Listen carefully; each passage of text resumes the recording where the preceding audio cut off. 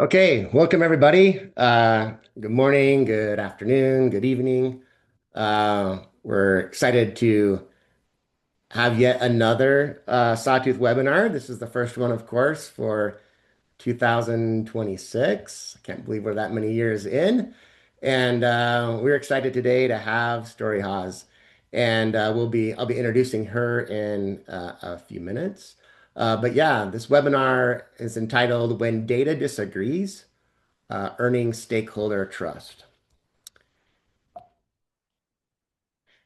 Just a few details here about the webinar. We'd love your questions. Go ahead and use the Q&A section at the bottom of Zoom here. Don't use the chat. Um, we will have time at the end of the webinar for Q&A, but we're happy to have you ask your questions throughout the presentation. We also have Keyshawn here from the Sawtooth consulting team. The head of the Sawtooth consulting team has years and years and years of experience. Very smart fellow, very nice fellow. He is here as well. Maybe he and Story will chat a little bit about their experience at the end with Q&A, but he'll be here to help answer questions as well. We will send a recording out to everyone who registered for the webinar, and Story's graciously sharing her slides as well. Okay, so just a few upcoming events that I would like to announce here. We have another webinar. We try to do one a month, so we'd love it if you could get us on your schedule and plan on one Sawtooth webinar a month. We have great guest speakers and great content. So February 19th, we have synthetic survey data. It's not data. And this is from Chris Chapman. He is extremely experienced and a great presenter. Highly recommend you check that out February 19th. There's also Chris also runs a choice modeling masterclass that's a live in-person class in San Francisco, January 26th through 29th, coming right up. But if you're near the San Francisco area or if you can fly in last minute, highly recommend it. I'll give you a code here with $150 off. I'm going to post in the chat the link if you want to use that, and that would be great. So, great class. Um, and please get on your calendars this SRC, Sawtooth Research Conference. This year it's in Berlin, which is super exciting, May 6th through 8th. And highly recommend you come out to SRC. It's one of the best events of the year. And Story Haas is actually going to be presenting there. You can meet a lot of us. Love to see you guys in Berlin. So go to sawtooth.com/events to learn more about these events.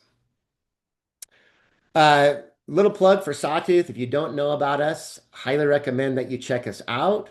We have a powerful survey platform. It can do all of the things that you need to do. Plus, we're exceptionally good at conjoint and MaxDiff. We're easy to use, and we have the best support, probably the friendliest, most knowledgeable in the industry. And you can try us for free at discover.sawtooth.com. Okay, let's get to Story here. Story Haas, cool name, right? Having a name of Story, maybe she can explain the story behind that, but cool name, great person. She's just a good friend of the company and has a lot to say here. So she is a product researcher leader at Owens Corning.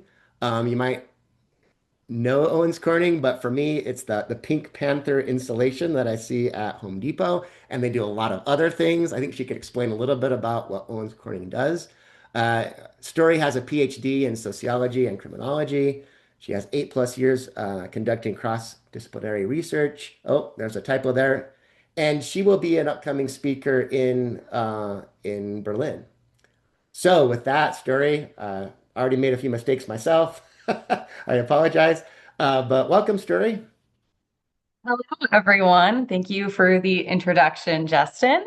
I guess Really quickly, I'll start with a little bit more about Owens Corning. We are one of the largest building materials manufacturers in the United States, and I believe the oldest in the United States. It gets a little murky because someone acquired a company and the acquiring company was older, but as far as core building materials manufacturer, that is Owens Corning.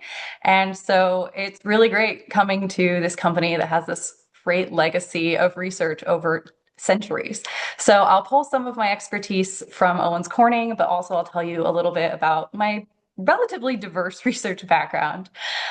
Without further ado, I'm going to go ahead and share my screen and we can Uh, dive in. that would be great story. I did promise that you'd explain your name story. I mean, that's pretty cool. Yes, see, I think my mom's on the call, so she's going to laugh. My typical explanation is hippie parents. She was driving to her doctor's appointment and saw a street called Story Lane, and she said, "You know what? We're running with it." I So think it's it, it, it matches your career too, right? You tell the story, all that kind of stuff. It's good stuff. yeah, data storytelling. It definitely worked Yeah. out well for me. Okay, I'm gonna shut up and turn the time over to you. See you, story. Good luck. Great. Thank you. Okay. There we go. So, as you guys know, this topic is on when data disagrees, earning stakeholder trust. So, this webinar might be a little bit of a change of pace because it's focused a lot on more of the interpersonal dynamics and relationship management side of working both. When I say stakeholders, I mean a range of different people. So, these could be your clients, this could be your executives in your company. Stakeholder could be your PhD advisor. I've had all of them. So we'll kind of dive into, I would say in general, it's the same strategies for all stakeholders, but maybe that's something we can discuss in the Q&A if there's some that work more or less for different types of stakeholders. So first off, what's the problem? So what happens when stakeholders don't really buy or believe or agree with your findings? Well, best case scenario, the research just flops. It doesn't really inspire action, it doesn't go anywhere, and it's perceived as a waste of money and time. Maybe the research is left incomplete and you don't get additional funding or resourcing to finish the project. Uh, a little bit worse, you could potentially lose credibility. If they don't believe that you did quality work, they might not believe that the research is correct, and that could impact your credibility at your company. It could impact, if you're a consultant, the consultancy's credibility. It's not great. I've definitely had additional work happen where a client's like, this is wrong. Go do a recontact survey, which is expensive if you have to recontact the same people from your original survey. Or maybe you have to do a ton of extra analysis to prove out what's going on. So trying to be more proactive about avoiding that additional work is one thing we'll talk about towards the end of this webinar. Another thing is reduction in data-driven business practices. And this might be more so for those of you who do work in a corporate environment where, a lot of corporate companies don't have very robust data-driven practices. I think a lot are starting to, but that requires proving out the value of data. And so if you show that it's not valuable or they perceive that it's not valuable, they might actually stop using this practice altogether. So that's something I would say is a pretty big risk if you're in kind of that transitionary phase at your company. Another thing is no contract renewal. They might not want to hire you again if you're a consultant. And then the worst case scenario is maybe you are fired because they're like, you are just not competent. You don't know how to do your job. So there's a lot of potential areas that misunderstandings in data can really take you astray. So we're going to walk through some strategies for how do you save situations where this is starting to go off the rails, and how do you prevent that from happening in the first place? So, a little bit about me. I have a pretty diverse perspective, as I mentioned. So, I have my PhD, as Justin mentioned, from The Ohio State University. And so, I worked there during my PhD in academia. So, with that, my stakeholders were peer reviewers, which everyone knows that peer review number 2 is never going to like you. So that's some fun negotiations I've done there. And then in my consulting time, I worked in fintech research. So I worked with companies like Visa, Citibank, Amex, a lot of these really high name companies. And so I learned a lot by partnering with them as having them as my clients. And then currently I am at Owens Corning, which I already told you a little bit about. So, briefly, what are the main topics we're going to cover here? So, some scenarios that can cast doubt on your research quality. How do you manage relationships with your stakeholders? How do you maintain trust during some of these difficult conversations? I'm going to bring in some real world examples, and I pulled from across my career, and I know everyone always likes a crime example. So, hopefully, that is interesting to you. And then we'll conclude with just how do you proactively prevent these situations from occurring in the first place? Okay, so there's probably other reasons, and there we can talk about them in the Q&A, but the things that I notice most common can derail my presentations or my interactions with stakeholders are these. So a change in trends. So maybe the stakeholder's really familiar with, oh, this trend line's been going up or has been a bit noisy, been going down for years, and then all of a sudden it changes. That can be really alarming unless you're able to justify why that trend might have changed. Next is if it challenges current practices. So people are invested in how they currently do things. If your research suggests that they're going to have to change what they're doing currently, that could be really expensive, really time consuming. And so they might try to naysay it to avoid having to work on institutional change. And then the next, and I would say probably one of the biggest, is if it contradicts like their past claims or strategy. So I would say, especially if you're in an industry where data is new and you're having to advocate for the use of data, they might have been operating on just gut instinct. And that's a lot of when I'm talking to corporate researchers, a lot of the things I hear is, oh, our leadership just goes with what they think works. And so if your data shows that that might have not been the best way forward, you're going to get a lot of pushback. Another very common issue, and this one might actually be the most common, is if your data is inconsistent with other findings. So maybe someone published something 3 years ago and it had very different results.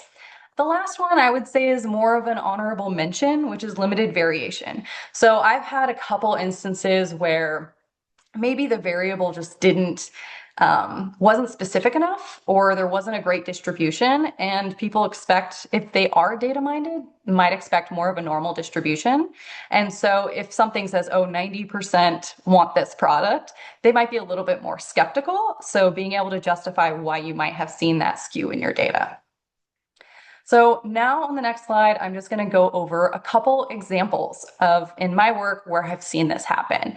So change in trends, and we're going to come back to this slide later with how did I solve with data storytelling these problems. So change in trends. First, the expectation was the share of households living paycheck to paycheck is rising. I did not find that. They started to fall after I had been presenting for the last 6 months on this longitudinal data. It's been rising, and economic conditions are getting worse. Oh, but it's down. Not great. Then, challenging current practices. So here is from my PhD work in criminology. This is still honestly not solved today. People don't like this finding, but policies to reduce mass incarceration should release drug offenders. That's the strategy. We're willing to release drug offenders, and so that's what we do. However, that there's not very many people in prison for drug offenses. Most of them are in for violent offenses because we put them in for 25 years and then we never release them. And so if we actually want to change our incarceration rates, we need to release violent offenders. People don't like that. They don't like the rhetoric of violent people entering the streets. So that's a problem for me. Then another one is, we had a client who wanted to be able to make the marketing claim, buy now, pay later is a tool for wealthy. They use it for budget management. It's not a tool for the needy. That was what they wanted to avoid saying, but that is what I found, that low-income consumers are more likely to use BNPL when they can't afford something. So another example is inconsistent with other findings. So this was actually my thesis, my master's thesis. Past work had found larger prison social networks reduce stress and increase women's overall well-being. I found larger prison social networks actually increase stress, not reduce stress. So that was pretty concerning. Then final for limited variations, if you find 87% of home builders plan to adopt a prefabricated product. Again, if you're a little bit more data minded, that large number might be a little alarming. Okay, so these are the main tools I use in my personal experience to kind of help me navigate these situations. First is know your data. So we're going to walk through slides on each of these topics, which is checking for measure consistency, considering any bias that might be in your data set, understand your segments, and then understand, is it part of the perception of the respondent? So first, check for measure consistency. We all design our measures in good faith, but we can't always capture data the same way, especially if you're a consultant. You might not know how other companies, consulting companies, have designed the same data for the same company. We might have one consultant doing a completely different way of measuring it. And so your data might be very different from theirs. And that could cause the company who hired both vendors to be very concerned. So my first tip here is check wording across your survey questions. So one example is I had a survey that had some alarming data discrepancies, and I realized one of the words was financial institution fraud, and the other one was financial fraud, which doesn't seem that different if you are new to the financial system. But financial fraud includes fraud that does not victimize the financial institution. So that would include scams and embezzlement. And so we were having actually different concepts, even though we thought we were capturing the same thing.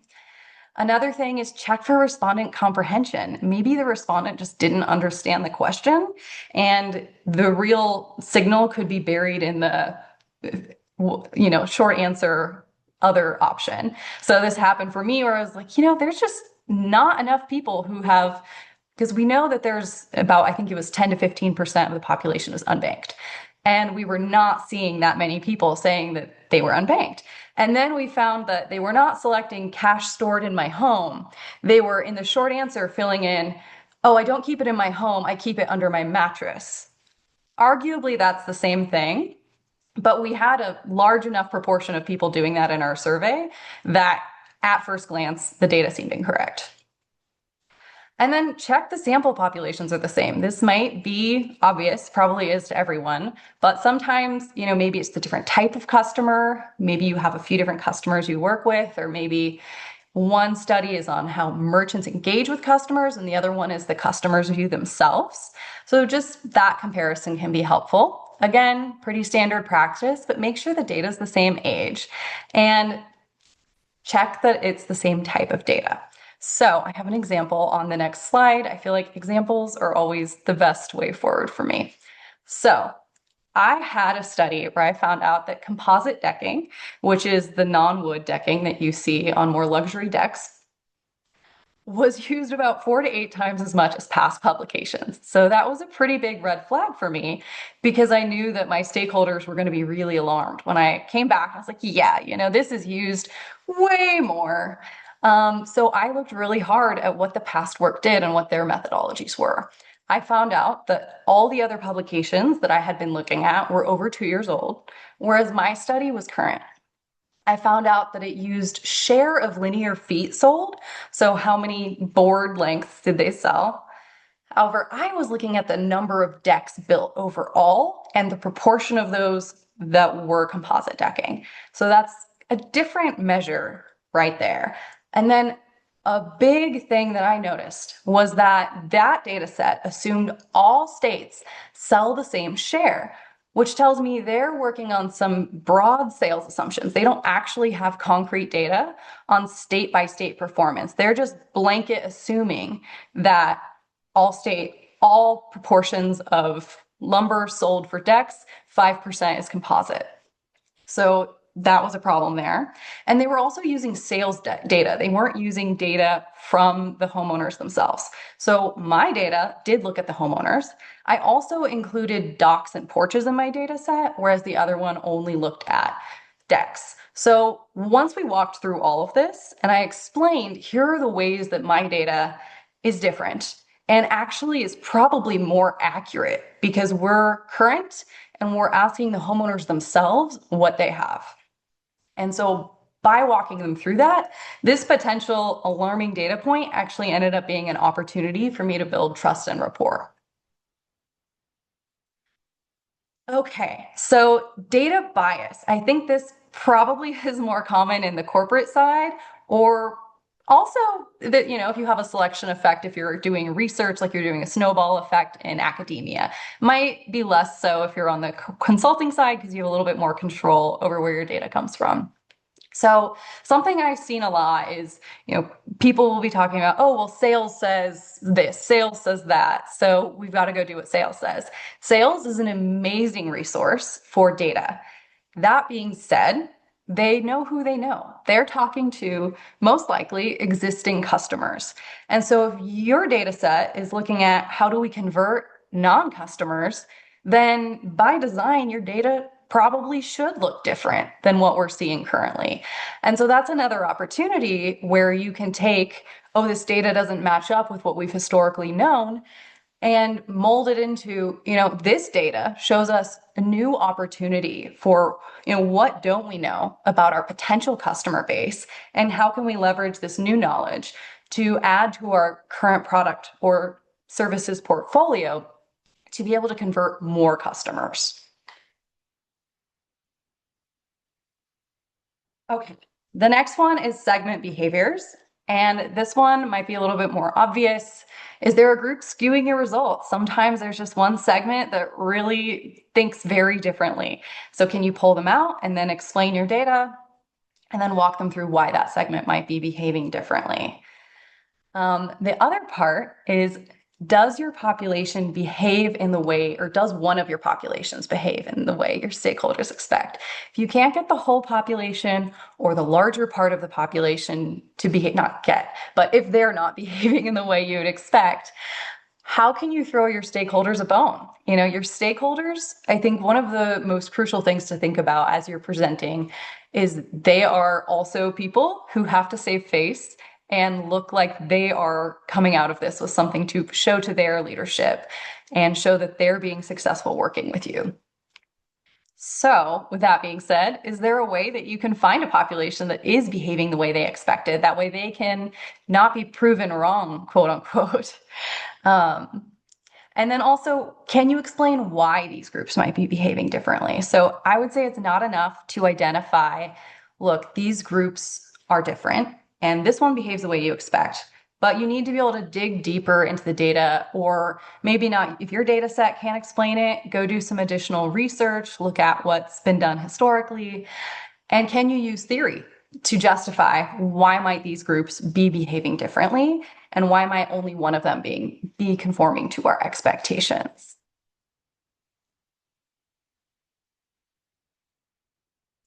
Okay, so we have another example here of me walking you through a segmenting issue that I experienced. So my client expected instant payments. So these are payments that are sent digitally in less than 30 minutes, have risen continuously over the last year among small businesses or small to medium-sized businesses. Yet in the last 6 months, they dropped. So now we're seeing that change in expectation. My client had been an expert in this industry for over a decade, and so he knew it really well. And I knew this was going to be very alarming because his business sales had been going up and he's in the instant payment business. So how am I going to tell him it's going down? Another problem is I had 3 different studies concurrently on the same topic, all for the same client, and they were on different populations. And 2 of the populations said it was going up, but SMBs said it was going down. So we know instant payments is rising for everyone but SMBs. So it was pretty concerning that it wasn't in line with the rest of my data. So here's how I walked through it with him. So did they drop among all types of small businesses? Well, we found out that was not actually the case. They rose among more tech-forward small businesses, and they remained low among blue-collar workers. Remained low was a little bit concerning because it didn't decrease. So why are we seeing our trends decreasing? Because this was a cross-sectional survey put out to new respondents every 6 months. So we'd expect the trends to be relatively the same if that was the case. So still, what is going on here? Well, did we sample the same distribution of small businesses? There it is. No, we actually chose to oversample blue collar small businesses for one of our research questions. So that same group that is less likely to use instant payments is more represented in this cross section than in the ones previously. So, okay, so now we know that's the problem. What's going on? What are they doing instead? Well, I found that they want physical checks. And you can make some cognitive jumps that, okay, blue collar industry, physical checks, maybe they're more digitally adverse. Fortunately, we actually had some measures for that in our data set. So I was able to go back in and test this assumption. So we looked at, okay, are they more adverse to engaging with technology in their finances? And we found out, yeah, they are less digitally literate and they don't trust the security of digital payment platforms. And so I was able to take this pretty alarming trend for one of my main clients and then walk him through, okay, so what is going on? Why are we seeing this? What is driving this behavior? And with this last point, okay, what is your potential opportunity to convert these blue collar SMBs? And so we were able to have a discussion around, okay, so what does it take for them to get more confident in digital security? How can we move forward here? He ended up having a friend who ran a garbage truck company, and we had a 10-minute conversation about how this guy was the perfect model for this whole theory. And it really started a great rapport between me and the client. So, this, I would say, is another example of just really walking through the steps to build that trust. So, the final point in this section is the problem of perception. So, if you are asking respondents to give their opinion on something or rate something or select something, it is their personal opinion and their perception. And so that can be difficult because data is inherently based on what they think. So it can be helpful if data, if they're just like, well, this isn't right. We know, X percent of homeowners do this, and they're saying they don't. Do they understand? Do they think they do this and maybe they're doing something else? How can you use your data to kind of unravel and explore what is going on here that could be making them think something other than what they're actually doing? So I think I have a reveal. Yep, okay. So here is an example from my personal work. So we found that homeowners use a product at rates far higher than possible given our sales data. And we have the only product on the market. So we know it's impossible for them to have reported rates of product use at this volume. And then, so we looked at, okay, who is quote unquote using this product or reporting, thinking that they're using this product? So what's going on? So this is, again, the composite decking project. And we were looking at composite substructures. So that's the under supporting structure of your deck. And we found that a lot of homeowners think that they have that and they don't. And what do they have? That's what we had to look into. So we found that a lot of deck contractors will tell them they're getting a composite structure and then wall off. So it's not visible. They can't see their structure. It's covered in the same composite decking. So they only see a wall of composite decking and think what's under it is also composite, and it's not. Other solutions where sometimes you can put a skin over wood to make it look like the rest of your deck, or they paint it to look like composite. And so we had all of these compensatory behaviors going on. So they thought they had it and they paid for it, but they didn't. And so that actually ended up being a pro for us because if all of these contractors are out saying they're selling this high quality premium product that we know is going to fall apart in the next 7 years, 7 to 10 years, depending on climate, then it's going to be great for us to be able to step in and be like, look, we know you're already willing to pay for our product. We know you already want our product. And here's how it'll actually perform to the standards you're expecting. So if you are able to think through, okay, is this perception or fact? And if so, why is this perception happening? It can be really beneficial to help you get to the root driver of what's going on in your data. Okay, so remember the slide from the beginning where we talked about some of the common issues.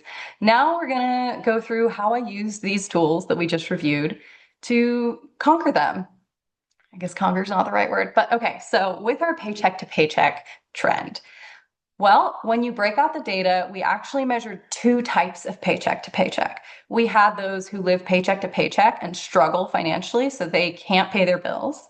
And then we have those who live paycheck to paycheck, but they are just doing it by choice. So they just want to spend their money, they want to live more extravagantly, and so they don't save. And so what we actually saw was those who were struggling did rise, but those who were living at or above their means shrank a little bit as they became more conservative due to greater or worse financial conditions.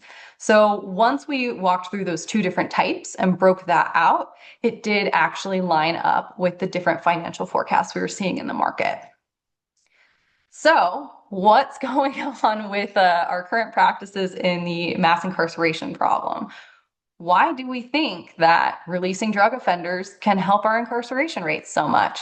Well, the study that was widely cited actually used biased data. They only used the federal prison system, which is a much smaller share. It's been a few years since I've been in this data, but I want to say federal is like 10 to 20% of our prison system. It's a very small share.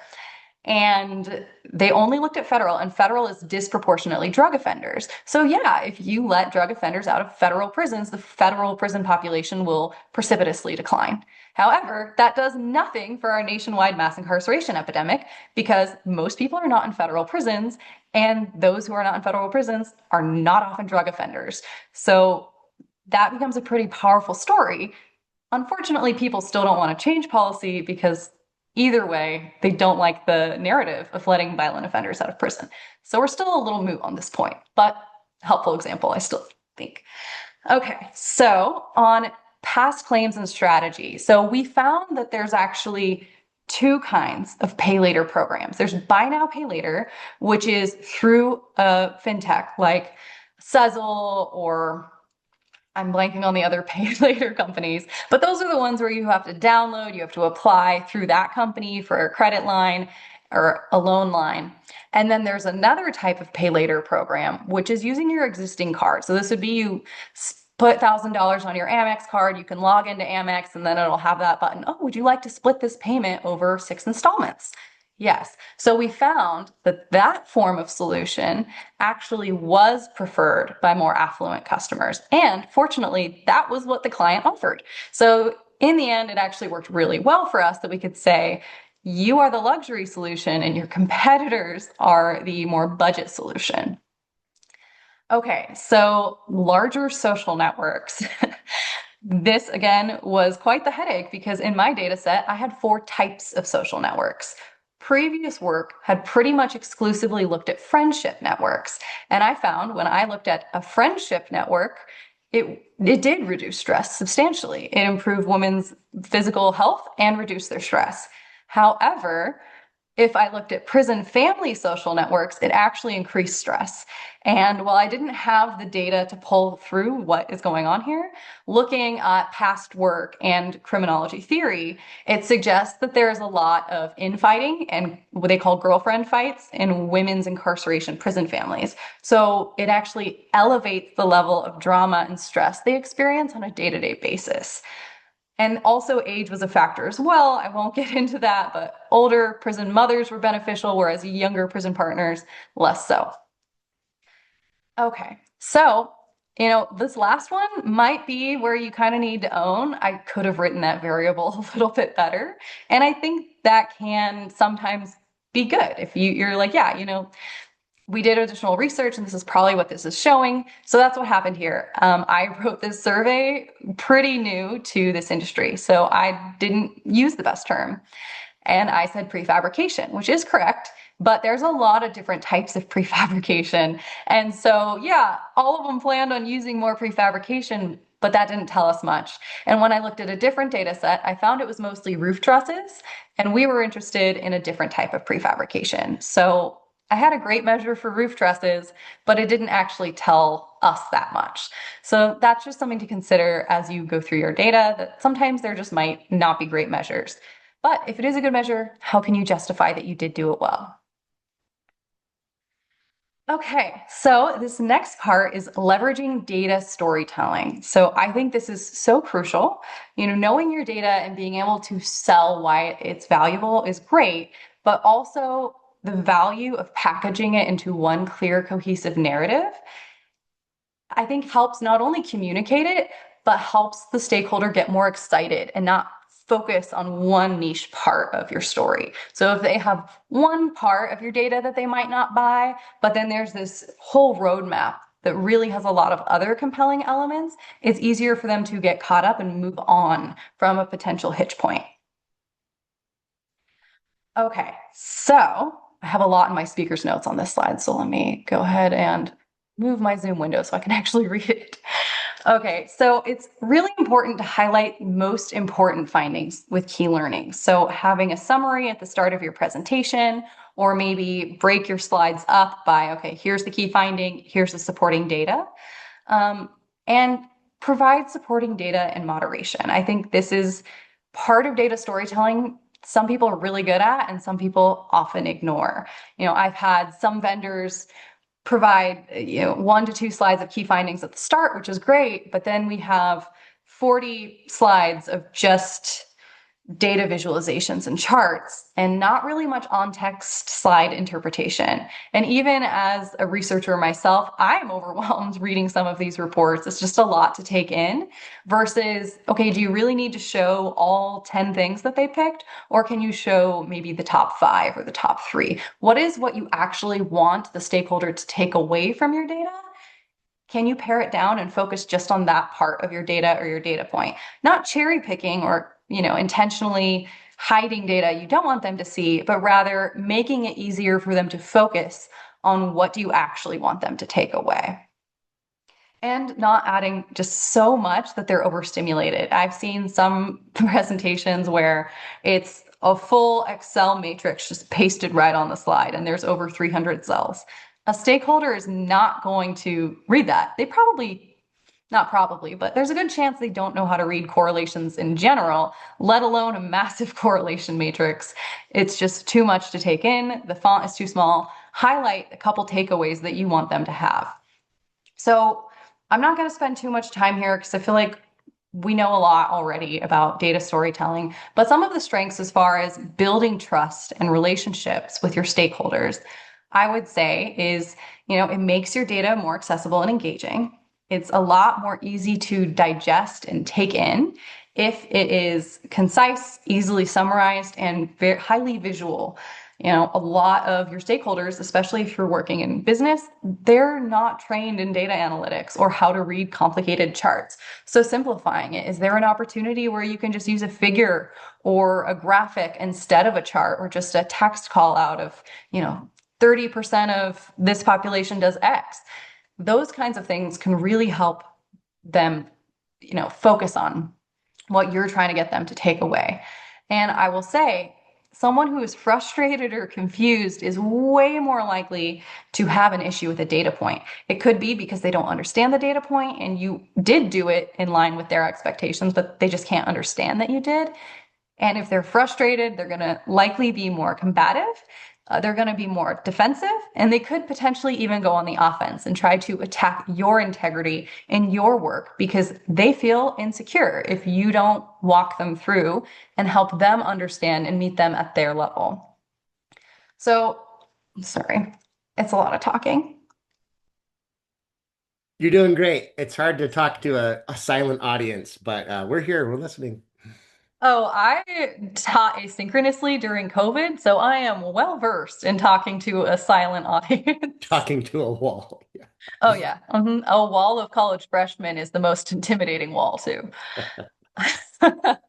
Okay, so, and also you can use this as an opportunity to contextualize your research findings. So, for example, if I have a chart that's saying, you know, composite deck is used 4 times more than we expected, then I can say, oh, here's a call out on why we might see what's going on, or here's some pictures of decks that look like they're composite but aren't. And then right there on the page, they have that context that helps justify why this data that looks abnormal might actually be correct to them.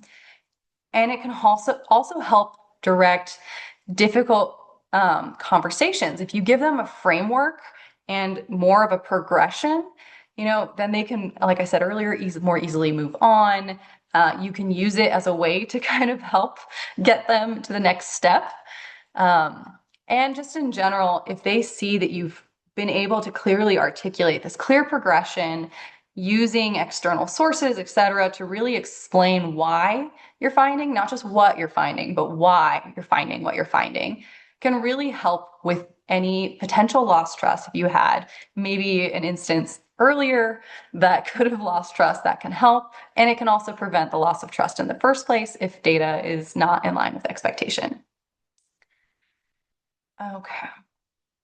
So another huge call out I want to make is focus on the actionability of insights. And this is something I'm surprised is not as relevant or not as common, I should say, as I would expect. So it's not super helpful if you have findings, insights that you're putting on a page and they don't actually tell the company what to do next. So if you want them to be really enthusiastic and excited about your work and feel that it's valuable to them, then it should be actionable. You should be thinking, okay, how do I use my actionability of my insights to demonstrate that I know their company and I understand their business goals and I designed this research with that in mind? And then how can I use this to reframe the discussion away from disagreement towards next steps? Like if they have a problem with one thing, maybe you can say, yeah, I think that's a really fair point. I'm going to do some additional research on that and get back to you. But what about this point? This one I thought was super compelling for your business case around XYZ based on these pain points you've experienced. And then all of a sudden they're excited about the next thing and they want to go present this to their leader. And okay, she's going to deal with it. She's got that other thing on lock. We don't need to worry about it. We can move forward. So again, this is the point I really want to push home is that stakeholders have their own stakeholders. And so if you can use your presentation and your data to make them look good and not make them look bad, that is great. So for example, if this person has been saying, fraud is on the rise, fraud is on the rise, fraud is on the rise, and they have shouted it from the rooftops. And then you come in with data and you're like, fraud declined for the first time in X many years, and it's actually very low right now. They're not going to like you very much. And so I have an example in a few slides on how I handled that exact situation.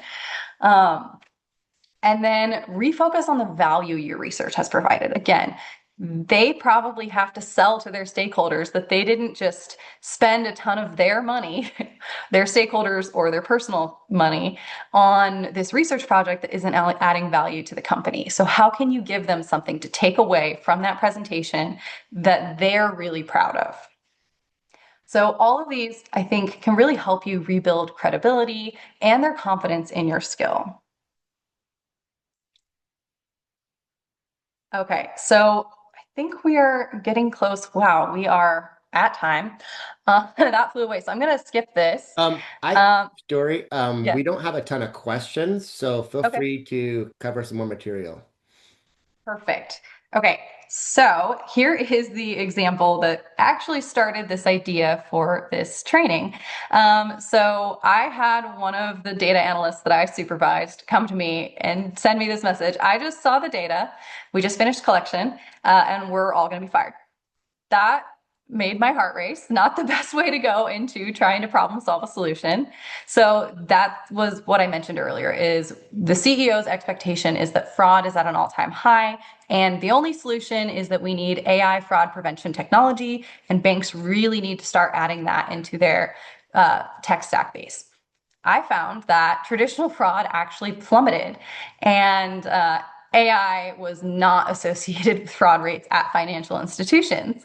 So, using all the tools I just discussed, I was able to pull out the following story. So, traditional fraud rates had been lowering. However, that was financial institutions that were victimized. That's what traditional fraud is.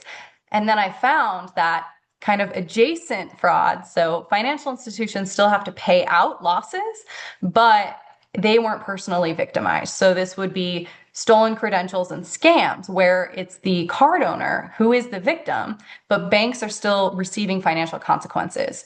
And so I was still able to tell the story that, look, some sort of fraud is going up. And actually, it's that banks have gotten really good at protecting themselves. So fraudsters have shifted their tactics and focused on an easier victim. And this is actually costing banks more than traditional fraud had been. And then I was able to find that if you look specifically at scams, behavioral analysis systems, which is a type of AI program, does reduce scam victimization. So by looking more deeply into my data and really understanding what is going on, how do slightly different wordings of variables impact the results, I was able to pull out a story that my stakeholders were really satisfied with, and also helped identify a pretty severe social issue that we are experiencing today. Okay, and then the last one that I really want to focus on briefly is just treat your stakeholders like expert collaborators.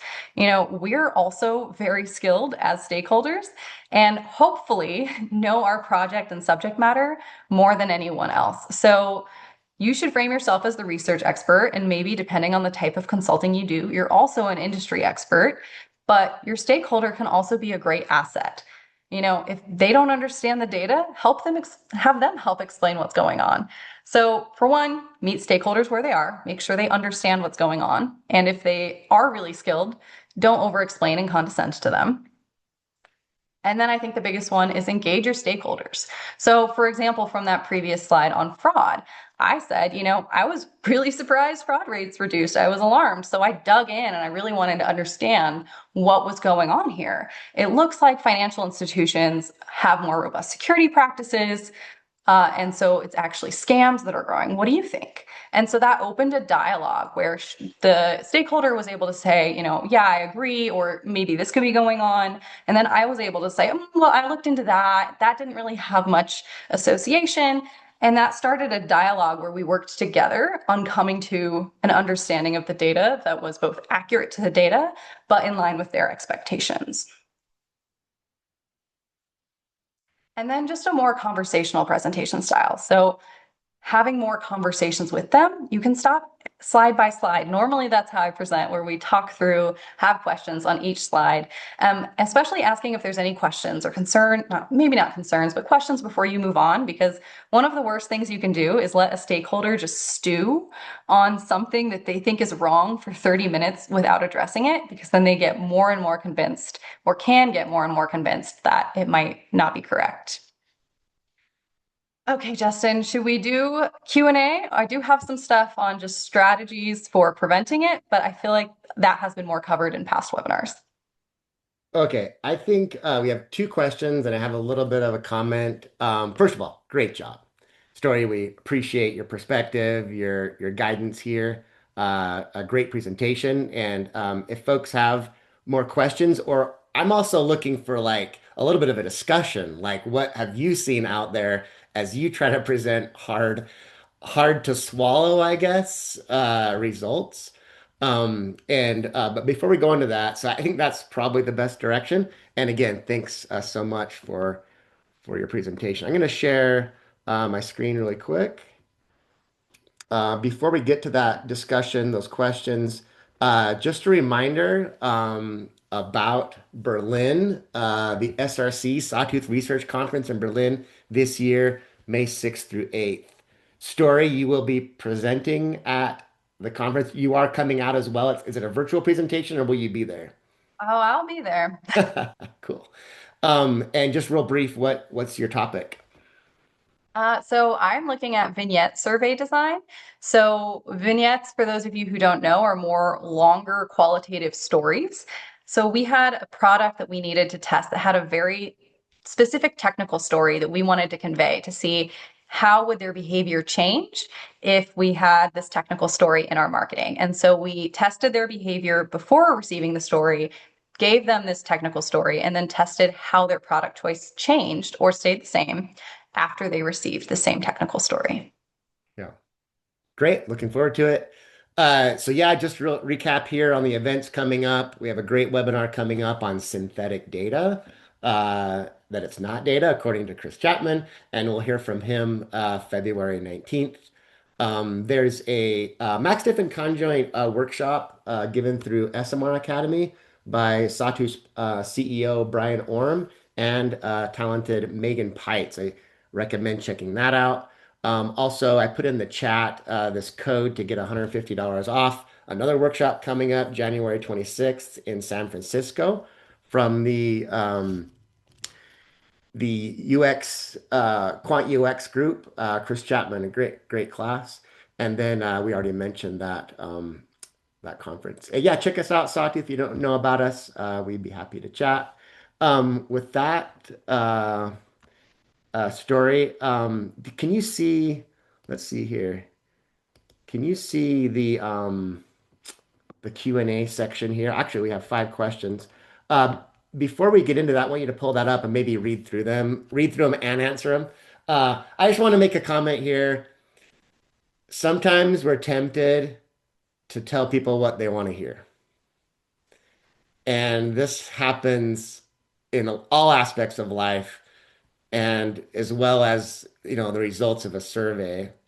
And I think, and you can comment on this story and maybe others, but like I think we're tempted to bend the truth a little bit so that everybody's happy and they love us. But being able to have, I think it also shows that you're trustworthy, right? Like you definitely don't want to bend the truth and then they see that and you're just a total fool, right? So like you've got to be brave enough to tell the truth, but maybe in a helpful way, in a Yeah. collaborative way. You're not like arguing with them. You're just like, let me help you understand what I'm seeing. What are you seeing? Let me Hmm. help you understand what I'm seeing. And that can actually, you might actually wish for this to happen because when you tell the hard truth, that can build trust. Yeah. Yeah. A couple points. For one, Justin's going to share the slides, and there's like four more that are just tips on how do you prevent this from happening in the first place. And I think one of the biggest tips on those slides is say no. If you don't have capabilities to do something, if you can't get that sample, say no. That's one of the biggest signals for me as a client that this vendor is trustworthy. If they Right. can't do it, they won't do it. And Yeah. that's actually great. If someone is like, yeah, I can totally get this super niche sample of contractors that we've never worked with before.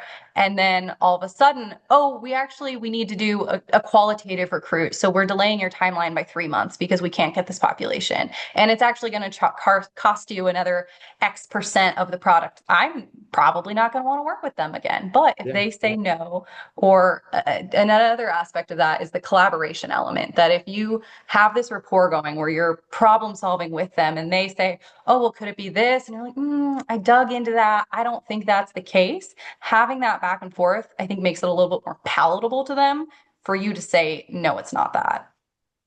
Right. Thank you. Okay, so if you can see, we now have 7 questions. So, and we're willing Yes. to go over time. I think, Story, you can go a few minutes over. And so go ahead.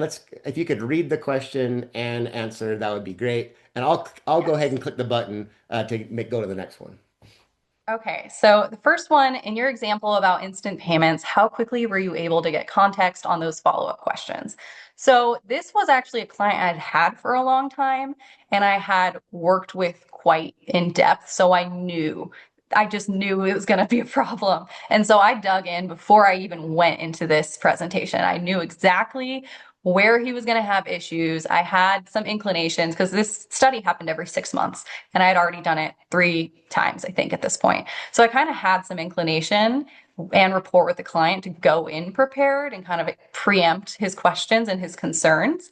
That being said, the first time I presented to him, I had no idea and I felt like it was a disaster. But despite feeling that way, he actually messaged the CEO of my company and said, that was awesome. Like, we've never had someone help me understand the data that way because it was clear data visualization. I didn't overcomplicate the slides. And I treated him like a collaborator. So, though in that situation, I did not know the answer, I was able to say, that's a really interesting point, and I hadn't thought of it that way.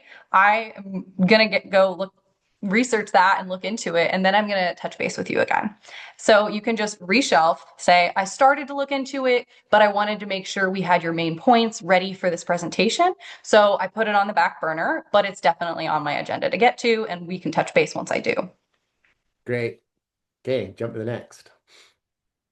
Okay. Oh, wait, it's jumping around. Oh, sorry. So, how you tackle disagreement when there's not a lot of data. Um, that is interesting because, I think it really depends on the company culture. Some of them really want quantitative data, and some companies actually just use qualitative data, and it's can be pulling teeth getting them to use bigger data sets. So, it goes both directions. Is your sample size correct? Is it in depth enough? Is it providing that qualitative element? Um, but I would say in that case, look at what else has been done. Look at the industry standards, look at other publications. Is there any other ways that you can get trends to help support or contextualize your research? That I think is probably your best strategy if you have a low sample size. And you can throw the low sample size under the bus. You can be like, oh, this doesn't align with you. Maybe it's because it's a sample size of 9 and, it's not necessarily representative of the whole population. That might not be the most flattering way to look at it, but it is also a solution in that scenario.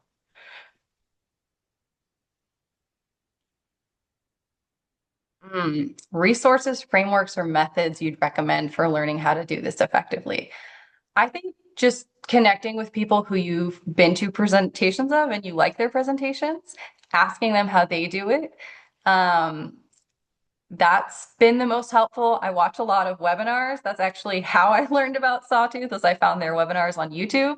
And they have some great ones. I know Megan Pites, is Pete's? Yeah. Yeah, Pites has done a similar webinar specifically on conjoint. And so there's a lot of great resources with Sawtooth specifically. And then there's some books as well. I haven't read as many books on frameworks. I've just kind of learned by trial and error of having some presentations blow up in my face and having to recover them. Yes. So fraudulent data actually is, again, on one of the last 4 slides that we didn't have time to get to. I think talking about your practices for how you approach fraudulent data is one of the best ways to get stakeholder confidence. So I would say use your survey instrument as a tool to build trust.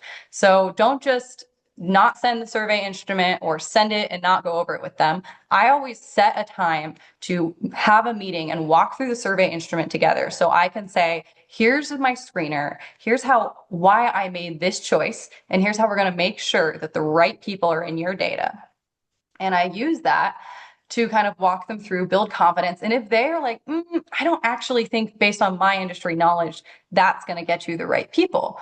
Okay, great. What would? And so then you're building that confidence right at the early stage that the right people are entering your survey. And then from there, as you're kind of discussing the survey, you can talk about, okay, and then I have this attention check question about right after the screener to make sure they're actually paying attention. We have a reCAPTCHA. We also have like a 3 strikes and you're out process where if they're like in the fastest 30% or they have this number of straight lining, like walk them through how you terminate. And then another opportunity is I always try to have at least one, if typically 3 short answers in my survey. And so I say this is not only an opportunity for you to get rich color in your data, but this is how we're going to know that the people in your survey are truly contributing and they're really paying attention and they're not just pasting in lows. Working in home improvement surveys, the amount of times people just paste lows is very high, but you're not getting paid for my surveys if you're pasting in lows in your short answer. And so that's also a great opportunity to kind of use how you design your survey to sell that it is not fraudulent and it is really good. Yeah. Cool. Mm. Who is my most challenging client to work with? Well, I can't name names. Uh, but I would say the most challenging client is someone who's an industry expert and they know their industry back to forwards but they're also your best client. Like it's a double-edged sword of like, they're the best collaborators. If your data doesn't make sense, they probably know why. And so they're great to partner with, but you have yeah, I guess I'll give an example. Is I had a stakeholder for a recent project who did not trust researchers. He had been burned, didn't trust the quality of research. So I had a one-on-one before we started, and I'm like, this is my plan. This is what I'm going to do. And he's like, oh, okay, cool. And so, like, level setting at the very start of like, I see you have apprehensions, and I'm going to prove to you that, this data is going to be good quality. And I actually, during data collection, noticed a weird trend happening in my data. And I was like, oh, that is really alarming. There is absolutely no way that 50% of contractors build docks, especially when they don't live near a body of water. Just that's not happening. And so I halted data collection. I hopped on a call with my stakeholder and I'm like, I paused data collection. I want to make sure this makes sense to you in some way because it doesn't make sense to me. And I need to know if we need to completely change our sampling strategy. And we talked it through. He's like, no, actually, like this thing makes sense because of this. And I'm like, okay, cool. And so fully putting the brakes on sample or data collection actually was a huge way that I was able to earn their trust. Great. You might need Mm. to read the question so everybody can hear it as well. So, Oh, yes. Yes. Okay. So next question, do you usually have all the data you need when trying to explain a specific trend? In cases like the decks that didn't have the right material, people covering them, how did you go about figuring things out? It seems like you shifted from a highly quantitative to highly qualitative data at some point. I'd love to hear more about how that transition happened and what guided it. So one option would be to do a recontact if you have the budget and the time. You can reach out to, say 50 of the people from your large sample and say, oh, you said this. Can you please explain in a short answer why? That's a really great way to do it. Not always feasible. You can also do a qualitative study that is inspired. I'm a big fan of iterative research. Normally, when I do my research design, I don't just say, I'm going to do a survey. I say, okay, we're going to do a qualitative study to understand, and then we're going to do this kind of survey at this point in our development process. And then before we launch, we're going to do a conjoint to make sure we are in the best market position and having the best product combinations. So I have iterative designs built into my research design. With this one, we needed the data and we already had a pretty good understanding of what's going on. And so we were able to talk with our existing pro-build contractor network and get that insight from them. But also we went on Reddit. Reddit people love to post pictures of their decks and brag about them. And we saw all these people being like, yeah, my composite deck. And I even was like, oh my gosh, like, what did you build your structure out of? This deck looks fantastic. I want to copy you. And then the macho men were like, yeah, it's composite. I'm like, it ain't. So you can get kind of crafty. It's not the most robust, but I didn't make any specific claims like this is what's going on. I said, we did some digging and this is what we think is going on. And we can do another study to test it, but that'll put us X amount of time behind. And they were comfortable enough with like, yes, that feels right. We're comfortable moving on and accepting that this isn't an alarming number. Okay. As a consultant, it's often difficult for us to know what repeat data our client has access to before reporting out our findings. Do you have advice on how to combat that issue sooner rather than later? So I would say ask your client. That's one option. Not all clients are going to have a unified repository of research questions.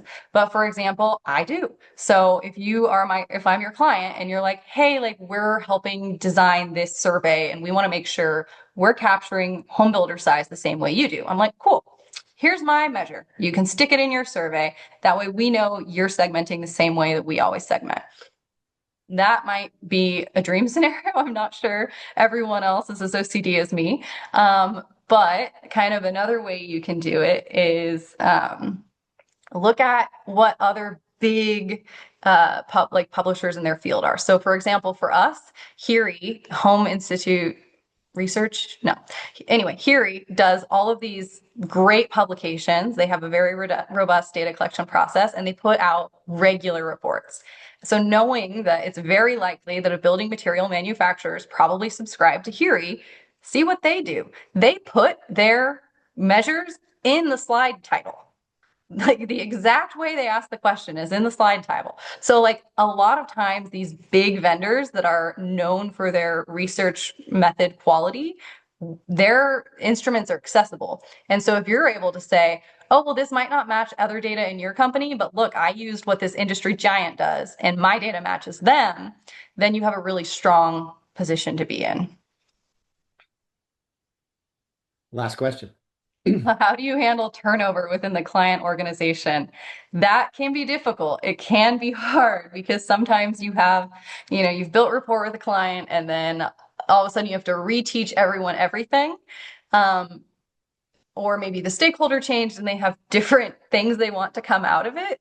Having a good contract of what you will actually provide is really helpful because we've had, someone come in and try to change a whole business strategy and they're like, oh, well, this doesn't actually answer our new business strategy. We have a contract and we're producing these results and we already fielded the data. So unless you want to pay for it all over again, this is what you're getting. But also just trying to get them excited. Like find out what they care about as quickly as possible and try to throw an actionable insight that's specifically related to their interests and getting them sucked in and building rapport, like jump on the call 5 minutes early and ask them about themselves, like really make them feel like they are part of the project and catch them up. If they're new, be like, hey, here's the different materials we've used to this point. That way they feel like they are, again, that collaborative member, not just some new person who, is now taking on the culpability of a potentially bad project that someone else started. That is always a big stress if you're stepping into someone else's shoes. So how do you make them feel comfortable that that's not going to be a problem for them? Thank you so much, Story. Excellent. I love your experience and the way you present. We just all really appreciate the time that you put into this. The recording of this will go out to everyone who registered and will also include Story's slides. And you say there's a few slides at the end you didn't even get to. So that will be a little bonus. And if you want to see more Story, she'll be at the Sawtooth SRC conference in Berlin. Anyway, thanks everybody for sticking a little bit late here. And Story, again, thank you. We appreciate it. Thanks, everyone. Okay, thanks. Bye.